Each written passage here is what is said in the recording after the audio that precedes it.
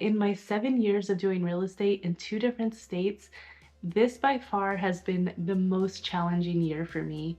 And not in terms of volume or production, that's the same, but the transactions themselves have been very, very difficult. One big issue is that the value is just not matching the really high home prices. It kind of reminds me of the back in my day story when bread was only 30 cents, except it's happening with home prices and at a much, much faster rate than those stories usually come. 5 to 6 years ago compared to now, the home prices for the same exact home are night and day. And mentally, it's really hard for us to wrap our mind around that because it's happened so quickly. And the unfortunate part is home prices are still subtly ticking upwards. They're not at an extreme rate like they were, but they're definitely still not going down. And because of this value for the money, the solution a lot of home buyers have been turning towards is new construction because overall it seems like a better value for the money. I just want to show you the pros and cons of both and what I've been seeing in new construction as well as existing homes. Because here's the thing, unlike home sellers with existing homes, the home builders here in Houston have had the ability to adapt and change to the market to stay relevant.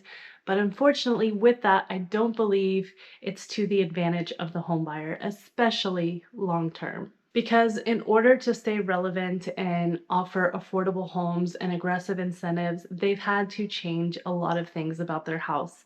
And this includes the quality of material, the standard features inside the house, the lot size, the home size. All of these things have gone down, but the home prices of these homes continue to go upwards. So you are actually continuing to pay even more of a premium for much less every single year with new construction. Just 5 or 6 years ago, a majority of the new construction, even entry-level builders, you had the opportunity to customize the home. You could pick the lot, you could pick the layout, you could pick the interior finishes, and that would set you apart from other houses within the neighborhood. Builders, to cut costs, have changed a lot of that. What you buy now is what they build you. You don't get a whole lot of say in what you're getting. So yes, you'll definitely get a newer home with modern finishes, but it's not going to be the same or the same size of an existing home. For example, this last Tuesday I was showing a family 2 homes in Cyprus about the same size, except one was a new construction home and one was an existing home, and they were priced massively different. So the existing home was over 5,000 square feet. It was built in 2006. It was in a gated section of the community. It had lower tax rate. It had really good school zone to it. It had a really nice backyard, a pool, hot tub, landscaping, the whole thing. But the interior of the house was definitely 2006 interior. It's going to need new flooring, new paint, and probably a facelift to the bathrooms and kitchen, which could cost money. New construction was in the neighboring neighborhood, just a mile and a half away, maybe even less, zoned to the same schools, had a large backyard, but no pool or anything. And of course, the interior was completely new and modern, and it looked really nice. But it was a $285,000 difference between these two homes. And on a conventional loan with 20% down, that's a nearly $700,000 difference in the life of the loan. So before you commit to new construction, just consider if the modern appeal is worth the long-term cost of the home, especially if you can get something in the same area for significantly less, but probably has a lot more already built into the value. Now, I know it's easy enough for me to say just buy the older home and do renovations. In a tight market like today where cash is tight, I know it's not that easy just to have a bunch of cash on hand to renovate a home. So it really does come down to your preferences and what you can live with. But financially, it just seems to me existing homes is the much better value, but that's just my opinion. I have one more rant about new construction before we move on to the other issues. In the Houston suburbs, affordability and these lower tier mass-produced home builders have flooded our suburbs with mass-produced neighborhoods and homes. These builders are so great at drawing in first-time home buyers and affordability and these aggressive incentives, but here's the catch. Pretty soon, we're going to be dealing with oversaturation problems of cookie cutter homes that were built really poorly.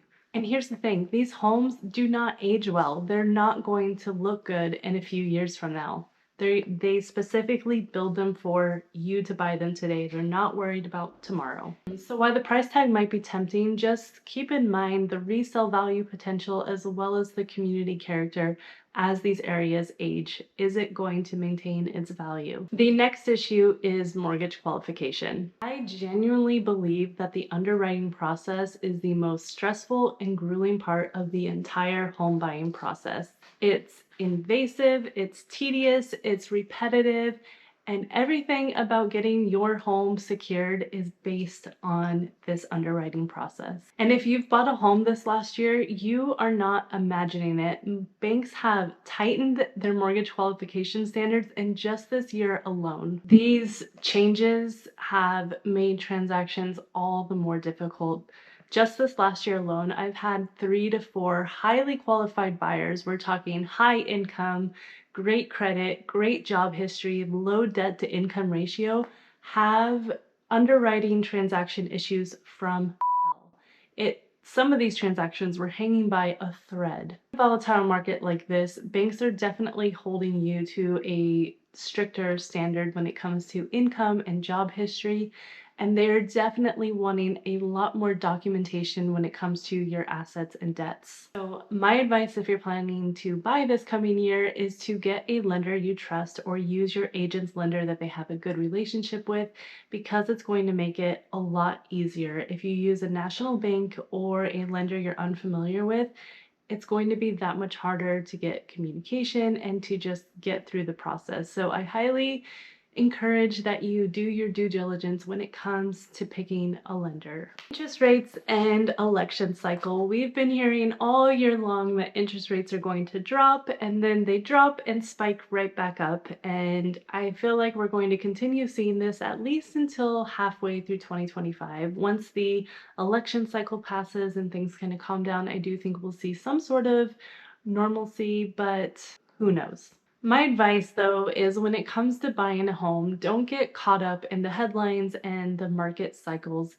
Buy a home when you are ready and when you can afford it and you're ready for a long-term investment, because real estate works in cycles and there's always going to be something. Once you're in, focus on your long-term plans and just ride the cycles, because if you try to constantly plan your home buying experience on every market change or fluctuation or prediction, you're never going to get anywhere. You're just going to be stuck and paralyzed, probably with decision making. But home insurance premiums have gone up significantly in Houston.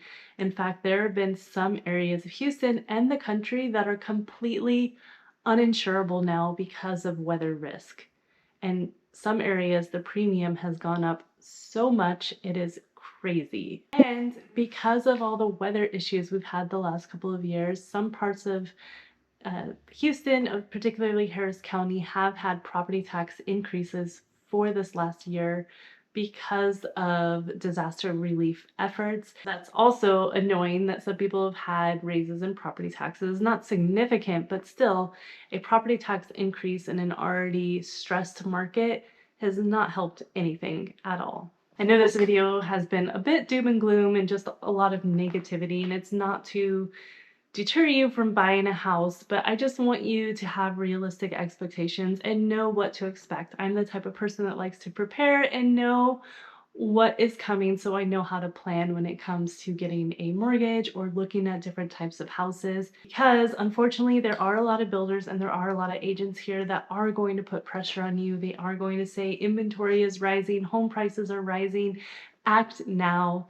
And you don't have to act now if you don't want to. There's always going to be houses. There's always going to be market fluctuations. Buy when you're ready. Buy when it's affordable and makes sense to you. If you found this video helpful, please like and subscribe, as it helps the algorithm know that this is good information. As always, thank you so much for watching, and I will see you next time.